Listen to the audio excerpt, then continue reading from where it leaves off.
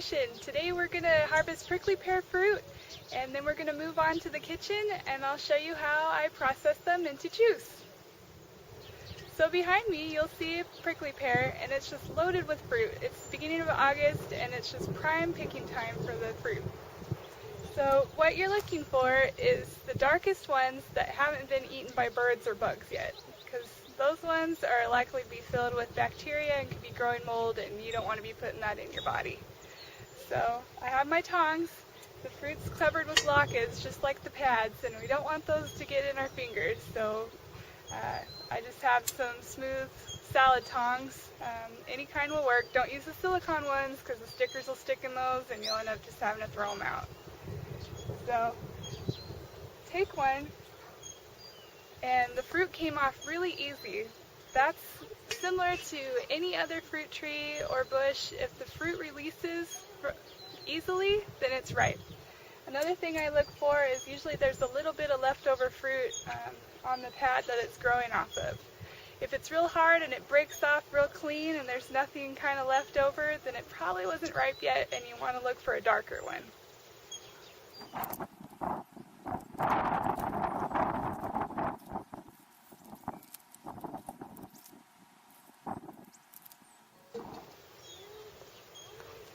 So I'm putting them in a metal bowl because when we get back in the house, we're going to fill this with water and just kind of swish them around to get the dirt off and any little bugs or spiders that might have hitched a ride, and then we'll move on to processing them.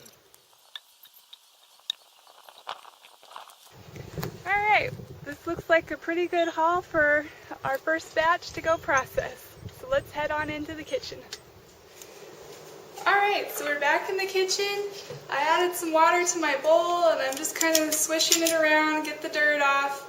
And here's another good chance to find some that have bird damage and splits and stuff. So I'm going to not use that one, throw it away. And now I'm going to take these and I'm going to put them in the bowl of my food processor. Alright, so I put a few of the fruit into the bowl of my food processor. You can also use a blender. I'm going to turn it on and we're just going to mix it up till it makes kind of a slurry.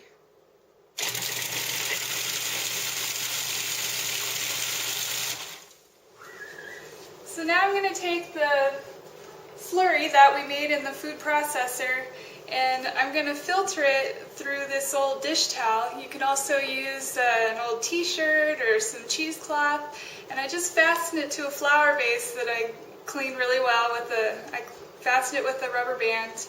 And what this is going to do is it's going to let the juice go through, but it's going to catch all the seeds and the stickers and the skin up here on top.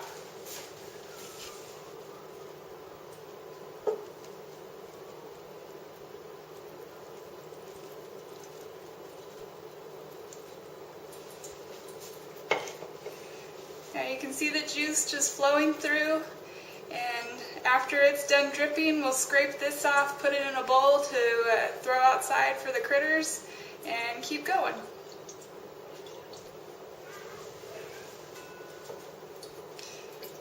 You can also just kind of press it through to speed it up.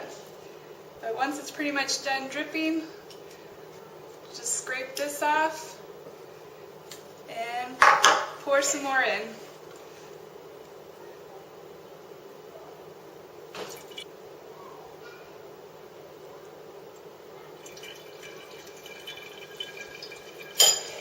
So we'll just continue to do this with all of our fruit until we're done juicing it, and then we can pour it into ice cube trays and freeze it or keep it in the fridge.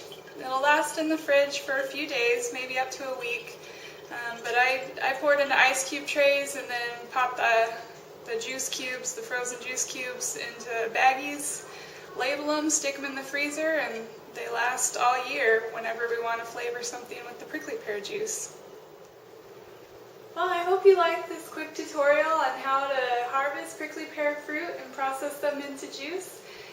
Prickly pear fruits are very high in antioxidants, and they also have refrigerant properties. So on a really hot day, they help cool your body. So with that, a little word of warning. don't drink more than about 2 ounces of the juice at a time. I put a little bit, just a little bit in a glass, and the rest water with a little splash of lemon, and it's delicious. So enjoy. Be sure to like this video, share it, find me on Facebook, follow me on Instagram, and check out my website at carolynlovesnutrition.com.